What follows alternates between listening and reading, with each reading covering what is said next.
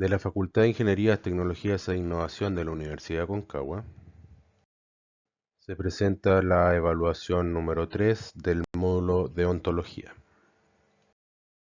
La deontología profesional es un sistema de autorregulación del que se dota una corporación profesional que, por encomienda de la sociedad, tiene reconocidas atribuciones propias en un campo determinado, con el fin de garantizar que las ejerce con sentido de responsabilidad y enfocándolas hacia la defensa del interés general.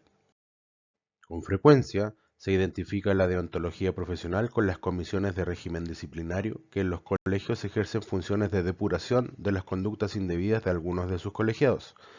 Esta función, aunque necesaria, no es la deontología, sino una parte de la misma y no precisamente la más importante.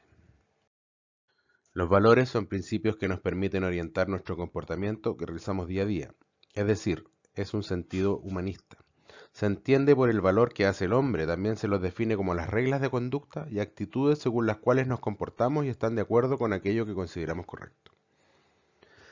La ética es una disciplina encargada de estudiar el bien y el mal, lo correcto y lo incorrecto. Además se encarga de estudiar la relación de estos comportamientos con la moral.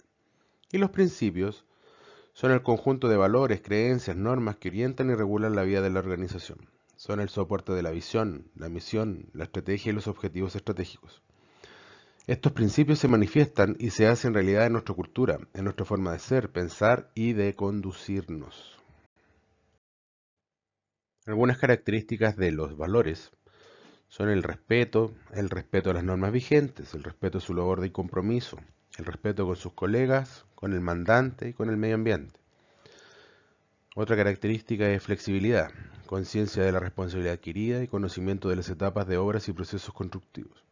Como responsabilidad se puede nombrar la capacidad de liderazgo y de don de mando, el control de calidad, la organización de equipos dentro de la obra y la tecnología constructiva. Como valores podemos hablar de características como valor moral, reducir materiales esenciales para la obra con fines económicos sin pensar luego en el daño que podría ocasionar a la comunidad.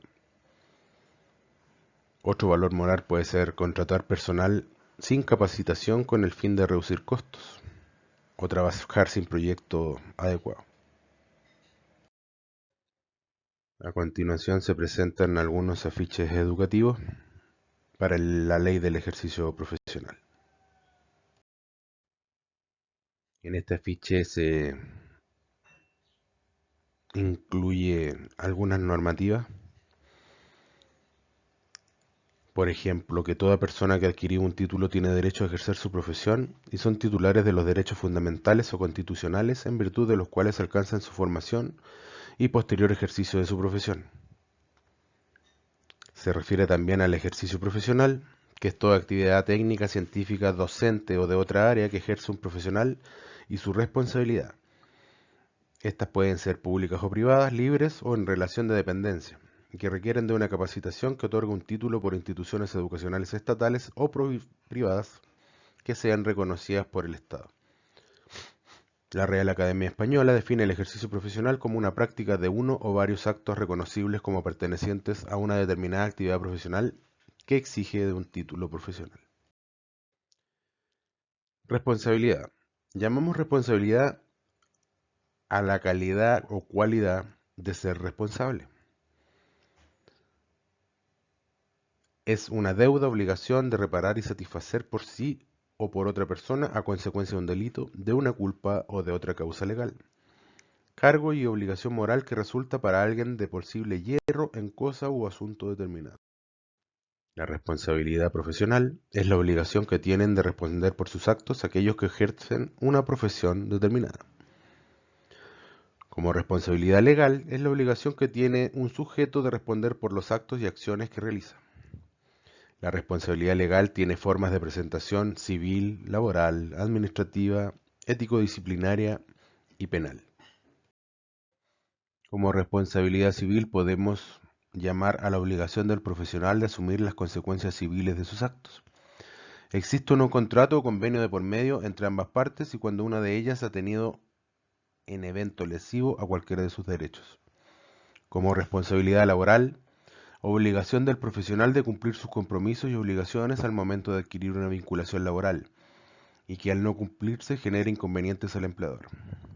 Como responsabilidad administrativa, es la obligación que se aplica a los empleados oficiales que en el desarrollo de sus funciones a su cargo generan problemas para la gestión que tiene una normativa previa. Como responsabilidad ético-disciplinaria, el profesional responde por el incumplimiento de la reglamentación específica para su profesión. Y como responsabilidad penal, es la sujeción de una persona que vulnera un deber de conducta impuesto por el derecho penal al deber de afrontar las consecuencias ante la ley. La responsabilidad ética se relaciona con el pensar. La responsabilidad moral no se refiere a las normas morales, que no están escritas, pero sí tiene relación con la obligación de responder por sus actos realizados. Es el pensamiento del señor Ronquillo, el año 2018. Sobre responsabilidades, aquí se muestra una infografía de responsabilidad civil, penal, constitucional y administrativa. El secreto profesional se entiende como todo aquello que mantiene oculto a los demás y surge como el ejercicio de la profesión, es decir, profesional mandante, por lo que constituye una obligación moral para el profesional guardar en secreto las confidencias conocidas con el ejercicio de la profesión. Se necesita una confidencialidad entre el mandante y el profesional. Existen tres clases de secretos: el secreto natural, el secreto prometido y el secreto confiado. Y la violación del secreto profesional se vulnera en forma intencional pero indirecta, a través de una confidencia a otra persona o a través de una conversación informal con ligereza. Al hacer la revisión del video entregado para observar, defino que la propiedad intelectual protege a los productos creados por el humano, ya sea científico, literario, artístico o industrial. Para el caso científico es muy necesario, ya que se puede resguardar lo creado a través de una patente, la cual después se puede ejecutar en otros lugares o software de proyectos, en los cuales después se cobra una licencia, o también una maquinaria que sea capaz de entregar una autonomía muy alta, siempre y cuando esto sea ejecutado de manera material y no sea solo sueño de un emprendedor sin los recursos operativos para realizar el proyecto. También sirve de resguardo para certificaciones y controles de calidad de una marca determinada, que son ventajas para destacar en el mercado, además de licenciar a otras empresas para usufructuar sobre la patente creada. Con respecto a la revisión del código de ética, aquí fue el código de ética de los ingenieros constructores. En el punto B.5, los ingenieros no deben utilizar directa o indirectamente en favor de un tercero los estudios, proyectos, planos, informes u otros documentos sin la autorización de sus autores o propietarios, salvo que ellos sean de dominio público. Pero lamentablemente se ocupan los proyectos y la copia de la copia de la copia para repetir algo que se cree que lo aprobó ante una persona competente. Esto es muy difícil de hacer el seguimiento, ya que puede ser desde una simple carta hasta la copia completa de un proyecto mayor. Comúnmente se utiliza el oficio anterior aprobado y sobre él se remarca y se vuelve a hacer uno nuevo.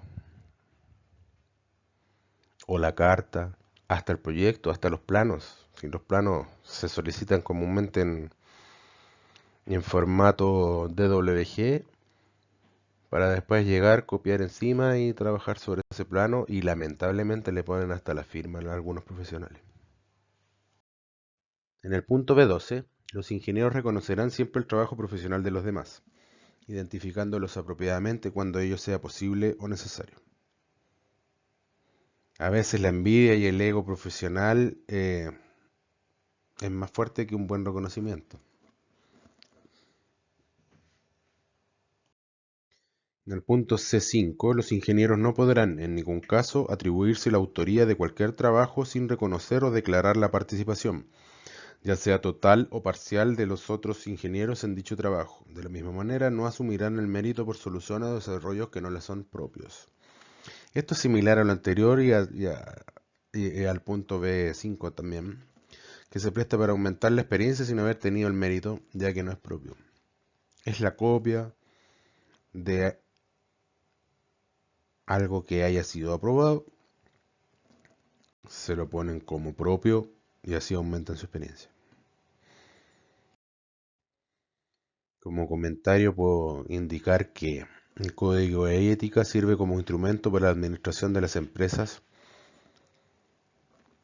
si no se realiza un seguimiento y trazabilidad de las revisiones de estos. Estos códigos no funcionan.